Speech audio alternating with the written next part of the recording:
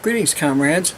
Walker here. I'm here with my March book haul. It's probably going to be in two parts because I have quite a few books to get through, about 20 or so. There's some murder mysteries, there's some literary fiction, there's some elementary, middle grade fiction, so it's a little bit of everything here. So, I know I've been buying a lot of books lately, and I'm not a real fast reader, so it seems like I'm buying a lot more than I can read. But one of the reasons for that, there are a couple of reasons for that. One is because I was ruined by a good book. I read this book and I was like enraptured, I was enthralled, I was swept away. It was like a total Calgon moment, okay? And there was a sequel to it, and that, when that came out, I read that, and that was great. But I just wanted that sensation again. I wanted the writing, I wanted the story, and I was just I couldn't find anything out there to read that just interested me, hardly at all. Now, I kept reading murder mysteries because I love those and I could just read those no matter what. But as far as other fiction goes, I just couldn't. I had a really hard time reading other things and finding something that I wanted to read. And then, and this was a few years ago, and then, about 2.5 years ago, I began to find some things there's my cat, that I wanted to read. And unfortunately, shortly after that, I began having some vision issues with my eye, and reading and doing anything with any kind of print and stuff became very difficult. So all the energy I had for that pretty much went towards doing my job, and I had to have several eye surgeries, and it took 2 years. It's been 2 years since February, and it took about 1.5 years actually to get through all the surgeries and the healing and all that kind of stuff.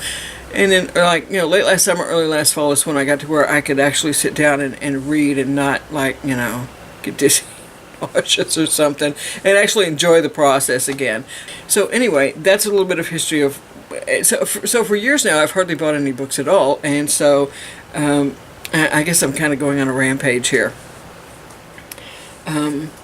So anyway, let's just get into this. There are a few categories here that I do. I think I'll start with the murder mystery books. One of these is also, a couple of them actually are also, I think middle grade reads. And the first one is called When You Reach Me by Rebecca Stead, Stead. I'll put it up here. And this is about a young girl and young boy. They live in New York, and something happens to the young boy, and they're really good friends, and he kind of shuts her out, and then she starts getting these mysterious notes, and so, something's going on, and she doesn't know what it is, and she's got to try and figure it out. And I've heard that this is actually a really, really good book. So it's not real big, it's pretty small, and so I think I actually found this at the Friends of the Library bookstore. So I got it, and I always feel kind of guilty about that because then the author doesn't get any money. Okay, the next book up is a middle grade book, also a murder mystery, and it's the second book in the Wells and Wong mystery series. And I've done a review of the first one, which is called Murder Most Unladylike. This one is called Arsenic for Tea, and it's written by Robin Stevens. It takes place in England in the 1930s, and it's about these two girls, Daisy Wells, whose father is a lord entitled, and Hazel Wong, whose father is a very successful businessman in Hong Kong, who sends his daughter to England to go to school. And, Daisy kind of adopts her because Hazel's actually really smart. Daisy's very much, gung-ho, let's go, find the clues and stuff, and Hazel's Daisy's smart too. She's not dumb by any stretch, but she's much more action-oriented than Hazel. Hazel is the one who tells the stories. They decide to form a detective agency, and so this series is about the cases they come across. And this one's pretty good. There are a couple of things about it that I wasn't quite expecting. The first one takes place at their school. This one takes place during a holiday, and Hazel has gone home with Daisy to stay with her during the Easter holidays or something like that. And I'm probably a little over halfway through through this one, and I'm liking it a lot. It's good. I like it as much as I did the first one, maybe even more. This next one is called Mrs. Bundle Takes a Hike. The Case of the Singing Swans. Now, this is about a woman who's, I guess, like probably senior citizen age, and she lives in a small town in Vermont, and she opens a detective agency. And I don't know a whole lot about the mystery part of it, but someone said on some review I read somewhere that if Nancy Drew had a grandmother who was a detective, this would probably fit. So I thought, hey, you know, I like the cover. I'm probably shaking things around here so you can't see. Allison Cesario Patton is the name of the author. It's autographed too. It's a used copy. Sorry. Okay, this next book is called Smart, A Mysterious Crime, A Different Detective by Kim Slater. And I don't know if this takes place in New York. It doesn't say here. But someone dies, and the police don't really seem to care a whole lot. It's a homeless guy. And there's this young boy who, he cares. You know, he wants to find out what happened to this homeless man. And he also wants to find out what happened to his grandmother, who kind of stopped coming by, and he for no reason at all. But this has gotten really good reviews, and it's supposed to be very well written. So I'm looking forward to that. That's got like middle grade also. Now, this next one is called The Murdered House by Pierre Magnan, M-A-G-N-A-N. I'm not sure how it's pronounced. He's French, and I've read two of his other novels that I bought because they were murder mysteries, and I loved the covers. And one of them is called Death in the Truffle Woods, and the other one is called Messengers of Death. And they're really good. They take place in Provence, sometime back in the past. Not ancient history, it's like 20th century, but you know, this is not the prettified, touristy version of Provence, okay? This is much more realistic. And having read those two books is one of the things that makes me really dissatisfied with books that are written, that take place in France, that are written by like English-speaking people, Americans or English or something like that. It's just not the same. Those two books were really good. They're a little dark, and this guy is supposed to be really popular and very well respected in France, or was. I don't know if he's still alive. Those two books were great. This is supposed to be an excellent book. There's actually a sequel to this one as well, and I'm really looking forward to it. So if you haven't read this guy's work, check it out. The Murdered House and Death in the Truffle Woods and Messengers of Death, I know have been translated into English. Most of his works apparently have not, and I think the sequel to Murdered House has been translated into English. The next two books that I got is Blood and Circuses by Carrie Greenwood and Ruddy Gore, also by Carrie Greenwood. These are two more, and you know, when I go on Amazon now, I just always put one of these in my basket. Because there are a lot of them and I don't have them all, and so I want to get them all and read them because I like the stories a lot.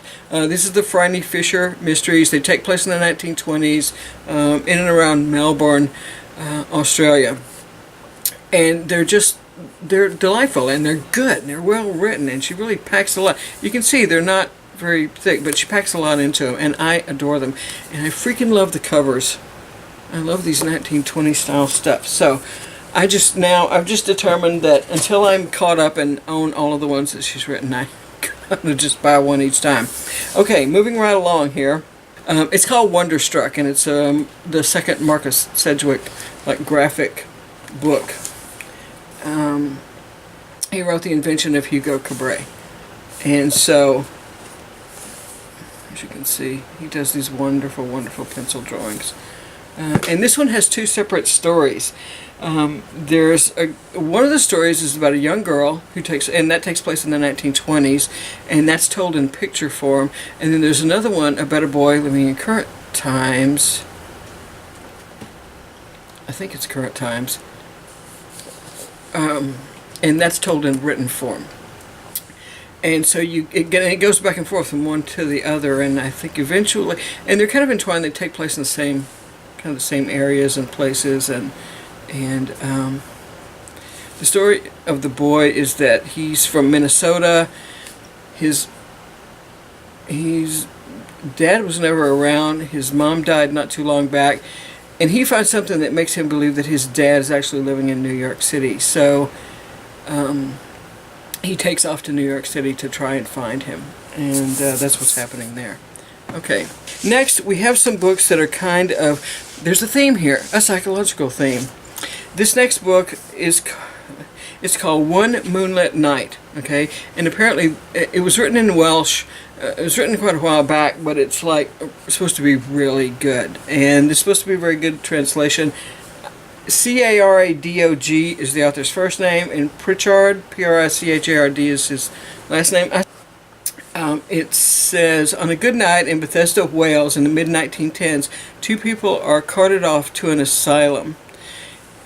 Now, I guess which is how the story begins. It's about a boy. It might be kind of a coming-age story, but it's not like a romance kind of thing, and the things that happen around this. It was originally written in Welsh, and is like, you know, one of the great Welsh masterpieces. I think this may be the only book that the author wrote. He wrote poetry, but this may be his only novel. But it sounds kind of dark and really good. Eliza Granville, Gretel and the Dark. This also is about two different stories. One begins in Vienna back in 1899. This woman shows up. This psychoanalyst comes across this woman. She has no name. She doesn't speak. She claims not to be human. So he wants to study her. And then years later, there's a young girl whose father works at a clinic, and so she's kind of left on her own to take care of herself. And these stories begin to intertwine. And I know that probably may not sound all that interesting, but if I can find the review of this by whoever did it, I'll post it down below, because it was actually, I think, more of a wrap-up in a review than just I got it, but it sounds really good. Okay, and the next one, The Girl Who Couldn't Read by John Harding. This takes place in the U.S. in the 1890s. There's a guy who goes to this asylum. He's got some secrets in his past.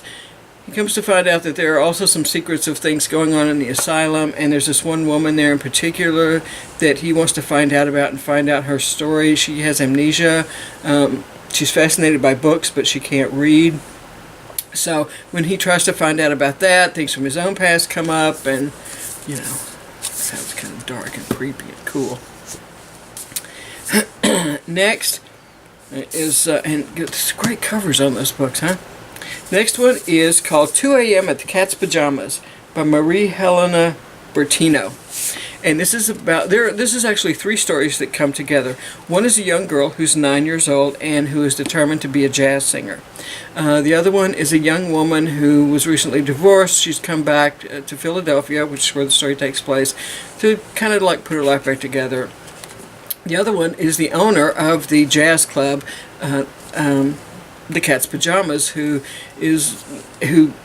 worried that his club is going to go under if he doesn't get a certain number of funds. And this has gotten really good reviews. It sounds like a really good read. The young character of the girl is supposed to be very engaging, and she's like 9, and she is determined to get to the Cat's Pajamas and make her debut. So I'm looking forward to this, and it's just a freaking great cover, isn't it? I mean, you know, sometimes covers can be very fancy and beautiful, and sometimes they can be so straightforward and still absolutely wonderful. You know, it's just great. Okay, next up is another Neal Stephenson book. Now, I've never read his. I got one last month that I want to read, and I saw this one, and it just kind of sounded interesting. I thought, well, you know, what the heck? It's kind of a, I think, a cyber mystery kind of thing. Snow Crash. Hiro Protagonist is the name of the main character. It's Hiro. Delivers pizzas for Uncle Enzio's Cosa Nostra Pizza Inc. Now, you know, that right there is almost enough to get you to pick up a book and read it. So, anyway. Okay. That's going to be my wrap-up for part 1 of the video. I'm going to come back, and I've got 6 or 7 more middle-grade books that are pretty much just straightforward middle-grade. Probably mystery, not murder mystery, but just, you know, the usual kind of middle-grade mystery books, adventure books, things like that. So those will be in part 2. All right, so if you've read any of these books and you got any recommendations, got any comments about them, go ahead and leave them below. I'd love to hear them, okay? Thank you for stopping by and watching, and I will see you in part 2.